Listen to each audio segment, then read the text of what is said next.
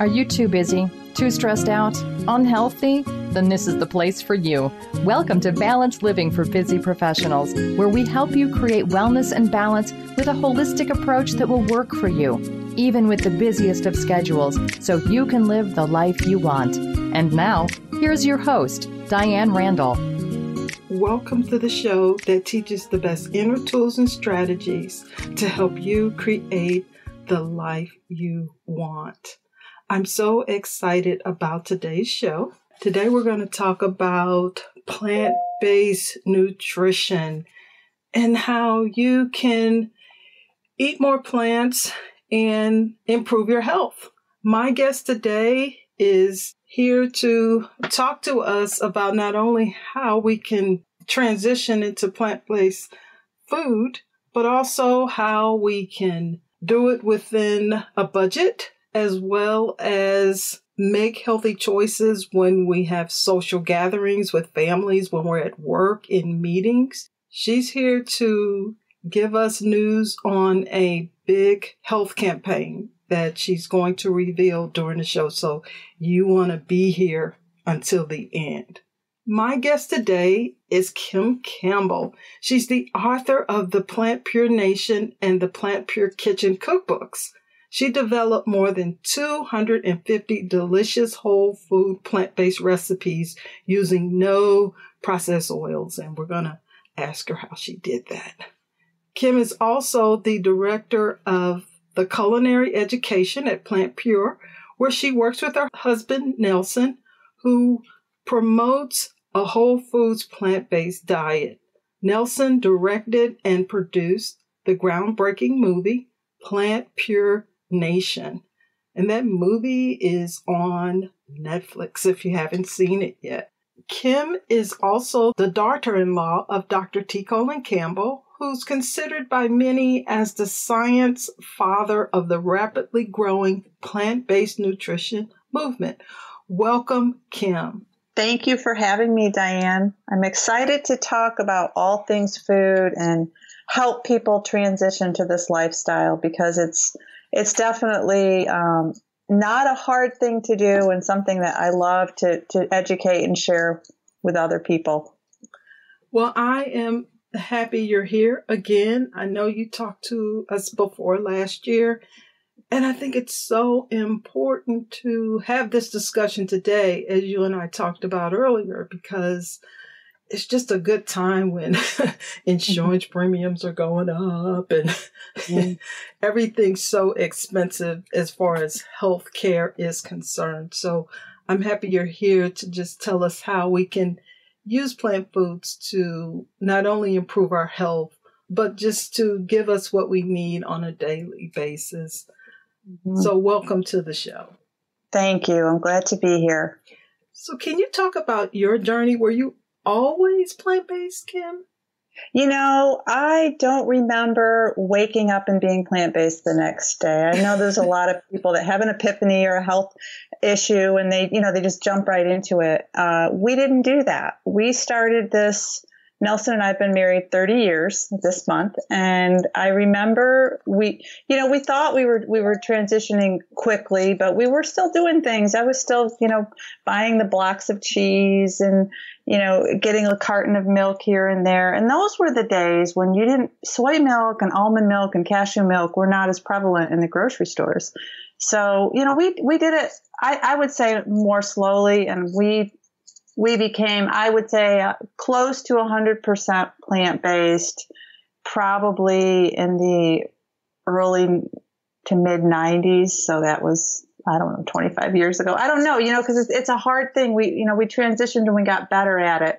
So, we fell off the wagon a few times. So I completely understand when people have difficulty just waking up doing it right away. Although I think they should, and I think our stores and our society is set up in a way that makes it a lot easier. But no, the short answer to that is we've been plant-based for about 25 years, I would say. Okay. And I've been plant-based for 11 years, but my transition was basically triggered by a health crisis. I just found my health, and I was pretty young, just getting, more and more drugs being offered to me, high cholesterol, high blood pressure, just chronic conditions for someone that was my age. And I didn't even realize for many years that it was connected to my food until I educated myself. So I really don't want people to have to learn the hard way. So that's why I invite people like you on the show just to give us some insight. First, tell us, what does plant-based really mean? What does that mean? That's a good question. But my parents just recently in the last month switched over. So I had to have that conversation with them. And our philosophy at Plant Pure is that, you're eating as close to 100% plant-based, whole food plant-based, because the whole food part is oftentimes the hardest, because we live in a very processed world, very processed food world. So being whole food plant-based and getting all of our food from non-animal sources. And so I always tell people that means no eggs, no dairy, obviously no meat and no fish, because a lot of people think that fish is okay in the plant-based category, but anything that, basically has a mother, that's produced by an animal would be considered a no-no. Of course, there's honey, that the debate around honey, but I think the thing that I stress for people is eat a lot of plants, but eat whole plants. Shop in the produce section as much as you can and really learn to be a good label reader, because there's so many things in our foods today that people, they don't really know what they're eating anymore. The more processed something is, the longer the ingredient list, and you've got to be good at it. We do eat some processed here, but I've kind of become the food police when it comes to reading labels. So, but my mom and dad just recently switched over to eating a plant-based diet. They're 83 and 84. Oh, so wow. They have experienced some health problems, and I very softly over the last few months have said, you might want to consider, but they're both, pretty set in their ways. So I didn't push it too much, but when they got to the point where there really wasn't anything more that their doctors could do for them, my father particularly was struggling the most, started reading some books, and I started sending him some information. And he read one book called Stop Feeding Your Cancer by Dr. John Kelly. And for some reason, that book really resonated with him. And he's since been looking at the China study. But he was a physician who actually had patients, and he tells the stories of different patients in the book. And my father thought that was very compelling, and literally the next day decided he was going to eat plants. And he won't tell you he's a vegan. He won't tell you he's a vegetarian. He just says he eats plants. I don't know what that's about. I can kind of relate to that, because people will go, "Are you vegan?" Because if you say plant-based, sometimes that doesn't resonate until you say, "Well, so does that mean vegan or vegetarian?" Well, whole food plant-based is a mouthful. And I think for his age group, I don't think he wants to go out to social events and tell people that he's a vegan or that he's whole food plant-based. So it's easier just to say, well, I eat mostly plants. So that's what I said. Dad, just tell people you eat plants. So I've had the opportunity to help them through this. So it took me back a little bit. And I had to start from scratch. And my mom's a good cook. She taught me how to cook, and everybody in our family, and she likes to cook. So we had to start from ground zero. So I was able to really rethink a lot of the things that I take for granted. It was a good exercise for me. And I'm still getting phone calls. What is this? And what is that? And my advice to them in the beginning was to stick with the things that you're familiar with and that and don't get too strange or different. If you like to eat spaghetti and meatballs, make spaghetti and mushrooms and saute your vegetables. And so she's been doing that, and eating things like baked potatoes, baked sweet potatoes, and replacing her milk with soy milk. And surprisingly, it's not been as daunting for her as I thought it would be.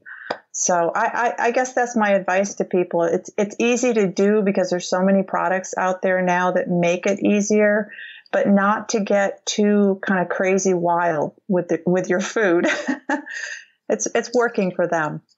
Well, that sounds awesome. And for busy professionals who say they don't have time, what I hear you saying is basically start where you are. I mean, what are you eating now that you can make a little healthy, or that you can switch out with more of a plant-based substitute? Is that what I hear you saying? Yes, absolutely. And if you're a person that goes out to eat 4 or 5 days of the week, start thinking about places you can eat where you can be plant-based. If it's fast food, I don't promote fast food, but if that's your lifestyle and you're running to soccer games, or you're working full time and a half, go to Subway and order a sandwich with whole grain bread and all the vegetables and the mustards and the vinegars, and stay away from the oils and the sugary dressings. Go to Chipotle's and make a Mexican salad, because now there are places that you can go. And then, as you get better at it, start cooking your own food. We offer a whole line of frozen meals that we've got 20 different entrees to choose from. So that's another option. Rather than going out to eat, order the frozen food. Use your Instant Pot. I'm a big advocate of pressure cookers and crock pots and, things that you can throw in and make in the morning, and then just turn it on when you come home. Because it's just really nice not to have to go out to a restaurant every time you get hungry. And planning, thinking ahead, when you're grocery shopping on the weekend and you're planning for your meals, write them down, what you're going to have when, prep some things, buy frozen foods that you can use in those meals. We talked about that last time, getting a lot of those basic onions and peppers and potatoes and buying them frozen so that you can use them for your meals. So you're not standing and cutting and chopping for half an hour. But I can't stress enough thinking ahead, because that just keeps you from getting, desperate on a Wednesday night and hangry and hungry and kind of grabbing at anything. I bought that Instapot last time I talked to you. Do you like it? I like it, and I'm not a big cook, but it's awesome when I just want to throw some vegetables in the pot and just let them cook, something that will cook fast and I don't have to monitor it. I just let it cook and then I eat it, because I just cook for it's just me now. My kids are adults and they're gone. So cooking for one person, in my mind, is a lot of work. So throwing something in the crock pot or going out to a plant-based restaurant or ordering, people make it so easy now, especially if you don't have time. All these delivery services, even Amazon is delivering food. They do. It's a different world today. It's not a bad world, but food-wise, if you know how to navigate it, it's definitely manageable to be plant-based. It's inexpensive. It can be very convenient. To me, I think it's just changing your mindset about what you're going to eat.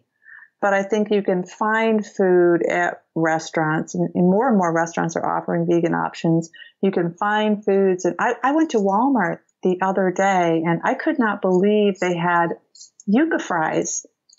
Just straight yucca fries. There was no oil in them. There was no butter, no cheese, nothing. So I put those on parchment paper and baked them up. And I was home alone that night and made a salad, and it was really good.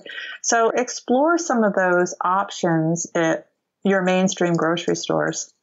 Well, I heard you say that it's not expensive to eat plant-based, but I hear from many people that it's too expensive to eat plant-based. Or if you go to the grocery store and you want the healthier version of something, it is more expensive depending on the store that you go to. So can you talk about that? Sure. I think, first of all, going to your mainstream grocery stores and not venturing out to your health co-ops and Whole Foods. As much as I love Whole Foods, it is a food playground, and it can be expensive because there's all kinds of alluring foods, but really sticking to the mainstream grocery stores, buying things that are in season, purchasing vegetables, and that, if you're not going to eat asparagus in November because you're going to pay more for it. So I guess if you're, following recipes that require produce that isn't in season, you're going to pay more for it. And then, buying things in bulk like grains and legumes and flours and even spices. You don't have to buy spices in the jar that are $6. I oftentimes will go to a health store just to get some spices that I'm not typically using. So think about things that way and plan ahead. And, one of the things that you were talking about is cooking for yourself. And Nelson and I, it's just the two of us now. And that, a recipe, we can't eat through a whole recipe. So what I do now is I put half of it in a Pyrex dish, label it, what it is and what the date is, and I throw it in the freezer. And if you don't have enough freezer space, you can get freezers now that are small. They're just little stand-up freezers on those nights when you don't want to cook. So if you're going to make a big pot of split pea soup or mali kofta or whatever you're making that's maybe a little bit more, labor intensive, just freeze it up and portion it. And I know that a lot of, like the Meal Mentor is what she does is she batch cooks and she puts things together in small containers. And then you either put it in the refrigerator to eat during the week or you freeze it. So Nelson and I have tons of food in the freezer because I don't cook every night, a great big meal. So I think if you think about food that way, you shop locally, you shop at, mainstream grocery stores, buy in bulk, and then freeze things. If you're making lentils, and freeze some of them because beans are much, much cheaper to buy dry. And if you have that Instant Pot, you can make those beans ahead of time. And I was like you, when I first got it, it sat there in the box and it sat there and I got the box out and then I watched a few videos. And I just really wasn't comfortable with it because there were so many buttons and features. Right. So yeah. So for me, it was a slower process. But now I use it every night. I use it a couple times. I make yogurt with it. I cook beans ahead of time. I have lots of beans in the freezer. I think it's just thinking and learning strategies that make it quicker and cheaper. Well, also, I hear you say cooking in batches. If you could take it for lunch. I even travel now with frozen food, frozen plant food, especially if I'm going to a small town where I've Googled and I can't find, any vegan, vegetarian, or plant-based foods. It's just gotten to be second nature to just take something frozen for lunch until I figure it out. Mm-hmm. So you take it frozen and then you just kind of let it thaw throughout the day then? I let it thaw. I mean, usually I'm on an hour or two flight or something like that. Mm-hmm. And I just let it on thaw and I eat for lunch because sometimes I'm in the middle of nowhere. Or I'm in a town that's so small, there's a McDonald's and a Wendy's, that's the closest restaurant. So I've really made this a non-issue for me by taking food with me. If I'm going to New York or California, I don't worry about it because I know I'll find something. But the biggest struggle was going to these small towns because we take for granted. I used to say, oh, well, at least I could eat a salad. I could go in the grocery store and get a salad. But even that's not true all the time. Right, right. So what you're saying is you really plan ahead. You really think about your meals and the food that you're going to eat. Because most people don't. Most people just, when they get hungry, that's when they have that moment. Well, and I've worked long enough that a lot of my friends have dropped off the grid due to heart disease, diabetes, and a lot of illnesses due to eating that quick lunch, that quick dinner, because we travel. I used to travel a lot. and we traveled. We'd be somewhere for a week, and the quickest thing to do was order a pizza. But fast forward 20 years, I've seen a lot of my peers, you know, and it's just from mostly that processed food every day.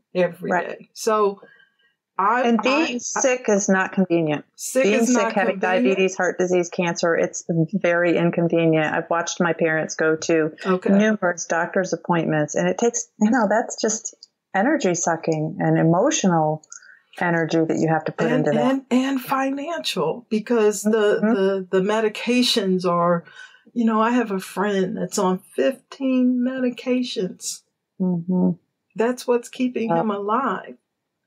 So this is why, you know, I'm so grateful for the work that you and Nelson and your father-in-law, T. Colin Campbell, do, because this food thing is impacting so many of us. And now it's more important because everything is so-called healthy. Okay. Everything you read is healthy. But to get that information out to the masses about what is really healthy, what does that mean? Right. What do you say to people who are plant-based? They want to be plant-based, but their husband, wives, significant others aren't having it. They don't want to be plant-based. So how do you help people? Well, what advice do you give people to navigate those differences? Right. You know, try really hard to customize your meals as much as possible. I know we had an exchange student years ago, and he was not plant-based. And I thought, oh, how am I going to do this? I could just say, well, you're going to eat what we have. But I didn't really want to do that. I wanted to be able to feed him the foods that he was comfortable with. So we had meals where we could add in chicken, or if he wanted, you know, a cheese sauce, maybe that was on the side. So I customized. We did a lot of taco bars. We did a lot of pasta bars where, you know, you pick the sauce, you pick the vegetable. We have a baked potato night a lot. The kids loved that. We do veggie dogs on a special occasion. Sometimes I make the carrot dogs, but things where you can kind of go up and pick and choose what you want. And if you're the chef in the family, that's easy to do because you're controlling the meals. I think the struggle is if you're not the chef in the family, and you know the person who's doing all of the cooking is not plant-based. That's where the most difficulties lie. So I would say put the chef hat on and get in the kitchen and help. You know, do it together. But customize meals as much as possible, because then everybody can have what they want and be happy. And I think if you're really living the whole food plant-based lifestyle and you're seeing all the benefits, your loved ones around you will support you because they want you to be healthy. They want you to be happy. So, just modeling that and not getting too, aggressive with people about why you're doing it and why they should do it. I always tell people, just kind of hold back until other people ask and they want to know. Same thing with your family. You have to kind of walk carefully on that line, because you don't want to create conflict around food. That's supposed to be a pleasant, happy time. So I would say put your chef hat on and participate in the cooking and customize meals as much as possible. I hear what you say with the family. Initially, it was so hard for me, especially around Thanksgiving and Christmas, because food is what really brought us together or bring us together. That's a big celebration. And it was no longer that for me. So I had to really sort through a lot of emotions around that and let go of the food part, because that was no longer the thing for me. And I just modeled the behavior of what I do. And fast forward 11 years, my family members will try a vegan dish. They're not vegan. They're not trying to be a vegan, but they will try. They're more open-minded. And now I noticed in the past few years, they will definitely have some plant-based options for me when I come. to Right. dinner when I show up to dinner. So let me ask you this: Have you changed any minds in your family about eating this way? Anybody you've kind of convinced to go there? Oh my God, my family, I would say they're better, but let me tell you, I live in Chicago. I don't live in the same city as my family, but my close friends in Chicago, my hairdresser, my masseuse, my girlfriends, they're all vegan now. And it's not like I said a word. It's not like I said, oh, you have to be vegan. It's almost like the energy of being around each other all those years, it just changed us. Mm-hmm. So you model, basically. Yes. You model to them. And I think that's the important message, is that you model it. And you don't try to convince people with your words and, your frustrations. Just modeling it is so powerful. Yeah, because when I have no right to tell anyone to eat any way. It's my choice. It's their choice. Mm-hmm. So I never felt comfortable with that. I mean, anybody, I'll go, I'll have my lunch, I'll pull it out and I'll eat, and everybody else will eat. And sometimes someone will say, well, what is that? So if they start asking me questions, I give them answers. And that works better, like you said, modeling the behavior. It makes people so curious. Mm-hmm. It's true. And it's fun to answer those questions. Every once in a while, my parents will call me and they'll ask me about a recipe or what did you and Nelson eat tonight? And I get so excited I could do a dance. I know. I've been wanting them to ask me this for years. And although they love the cookbooks and they're very proud of what we've done, they're not really asking those deep questions that they're now asking. So it's a lot of fun. Well, I love, especially when I'm in a company and I'm eating, and I may go to lunch with a group of clients that I'm working with. And I love when someone says, is this healthy? Is this healthy? Should I be eating this? I love it because I haven't said a word. Mm-hmm. I love it. I really, really do. Yeah, it's exciting. And that's what I love teaching about cooking. What I love about teaching cooking classes is you've got ready ears that want to take it all in, and it's a lot of fun, and we always learn together as a group. But I really enjoy that. I don't get to do that enough in my job, but it's really what I enjoy. Yeah, I enjoy too. So I want you to talk about the Heal America program that you are going to.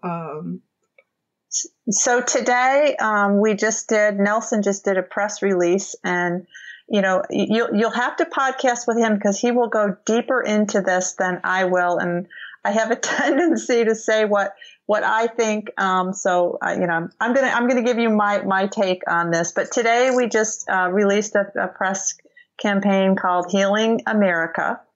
And if you want to learn more about this Healing America campaign, go to healingamericatogether.com.